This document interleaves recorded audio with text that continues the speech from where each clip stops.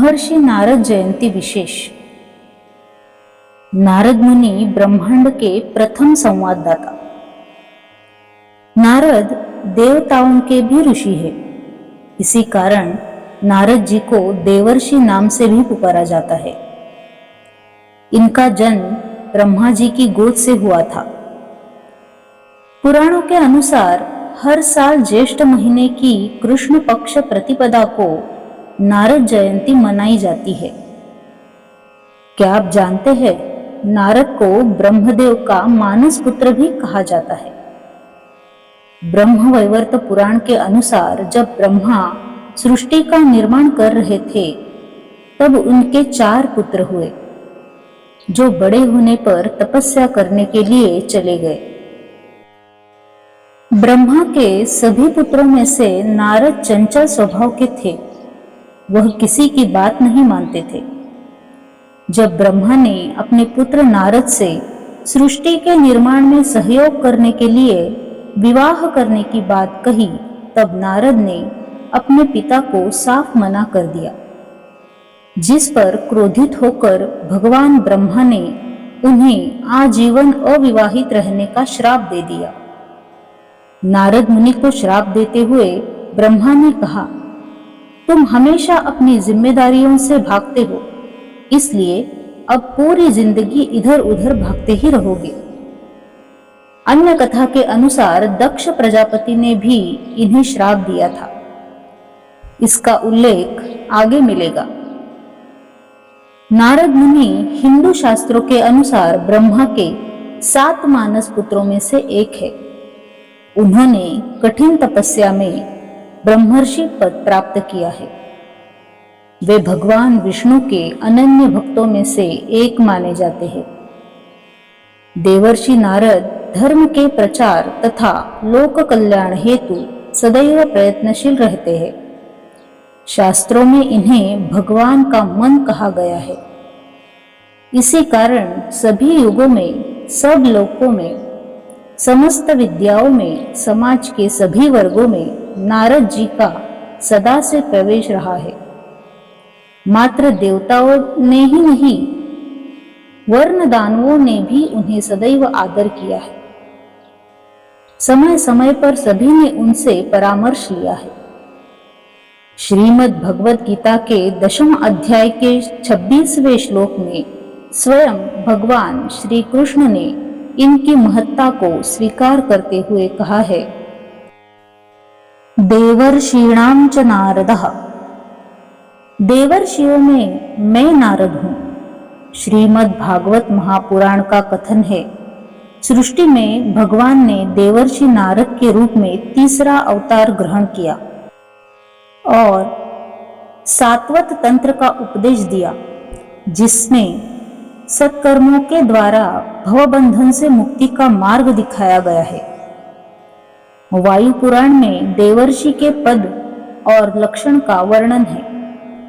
देवलोक में प्रतिष्ठा प्राप्त करने वाले ऋषिगण देवर्षि नाम से जाने जाते हैं।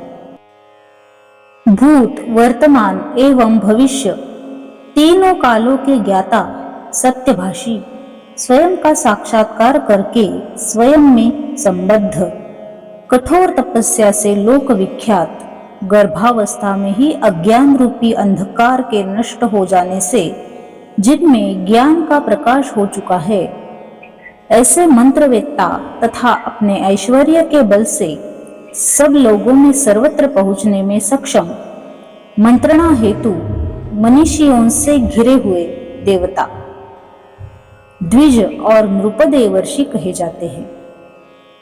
इसी पुराण में आगे लिखा है कि धर्म, पुलस्त्य, क्रतु, पुलह, प्रत्युष, प्रभास और कश्यप, इनके पुत्रों को देवर्षि का पद प्राप्त हुआ।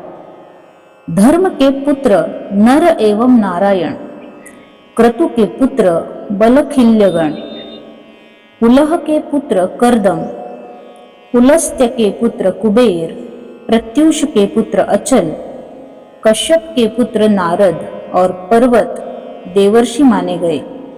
किंतु जनसाधारण देवर्षि के रूप में केवल नारद जी को ही माना जाता है। उनकी जैसी प्रसिद्धि किसी और को नहीं मिली। वायु पुराण में बताए गए देवर्षि के सारे लक्षण नारद जी में पूर्णतः घटित होते हैं। महाभारत के सभा पर्व के 5वें अध्याय में नारद जी के व्यक्तित्व का परिचय इस प्रकार दिया गया है। देवर्षि नारद वेद और उपनिषदों के मर्मज्ञ, देवताओं के पूज्य, इतिहास पुराणों के विशेषज्ञ, पूर्व कल्पों की बात को जानने वाले, न्याय एवं धर्म के तत्वज्ञ, शिक्षा, व्याकरण, आयुर्वेद, ज्योतिष के प्रकांड विद्वान, संगीत विशारद, प्रभावशाली वक्ता, मेधावी, नीतिज्ञ, कवि, महापंडित, बृहस्पति जैसे महाविद्वानों की शंकाओं का समाधान करने वाले, धर्म, अर्थ, काम, मोक्ष के यथार्थ के ज्ञाता, योग बल से समस्त लोकों के समाचार जान सकने में समर्थ, सांख्य एवं योग के संपूर्ण रहस्य को जानने वाले, देवताओं दैत्यों को वैराग्य के उपदेशक, कर्तव्य अकर्तव्य में भेद करने वाले में दक्ष, समस्त शास्त्रों में प्रवीण, सद्गुणों के भंडार, सदाचार के आधार, आनंद के सागर, परम तेजस्वी, सभी विद्याओं में निपुण, सबके हितकारी और सर्वत्र गति वाले हैं। 18 महापुराणों में एक नारदोक्त पुराण बृहन नारदीय पुराण के नाम से प्रख्यात है। मत्स्य पुराण में वर्णित है कि श्री नारद जी ने बृहत कल्प प्रसंग में जिन अनेक धर्म आख्यायिकाओं को कहा है, 25,000 श्लोकों का वह महाग्रंथ ही नारद महापुराण है। वर्तमान समय में उपलब्ध नारद पुराण 22,000 श्लोकों वाला है। 3,000 श्लोकों की न्यूनता प्राचीन पांडुलिपि का कुछ भाग नष्ट हो जाने के कारण हुई है। नारद पुराण में लगभग 750 श्लोक है। ज्योतिष शास्त्र पर है।